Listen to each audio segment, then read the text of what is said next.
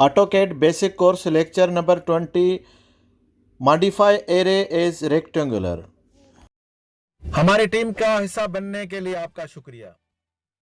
आज हम डिस्कस करते हैं एरे कमांड।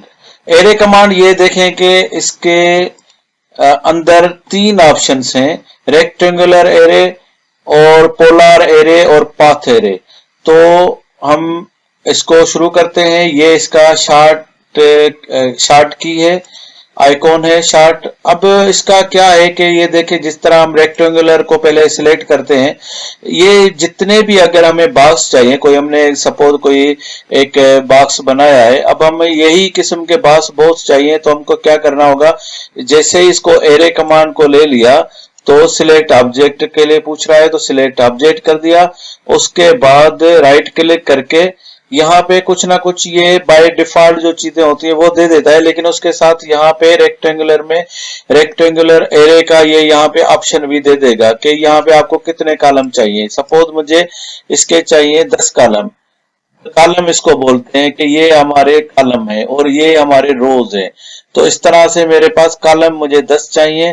तो जैसे ही मैं एंटर करूंगा और इनके बीच में मुझे ऑफसेट जो गैप चाहिए वो 6 मीटर है।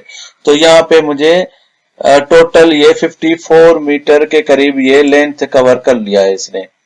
और इसके बाद हम जाते हैं रोज में। ये 3 रोज है, यहाँ पे 3 देखें ये लिखा हुआ है, तो ये मैं 6 कर देता हूं और इनका गैप में कर देता हूं 8 मीटर।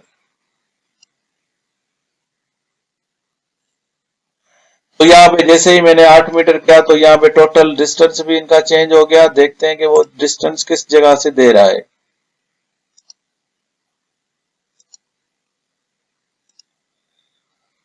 अब 35 मीटर। तो इनको जैसे सिलेक्ट किया तो अब के बार ये देखेंगे, सॉरी ये 40 मीटर, ये फेस से फेस, अगर ये यहां से अगर आप लेंगे तो बॉटम से बॉटम ये इसका 40 मीटर ले लिया है। बॉटम से बॉटम या टॉप से टॉप जो भी होगा, तो ये 40 मीटर है, ये जो वो 40 मीटर है जो यहाँ पे नजर आता है।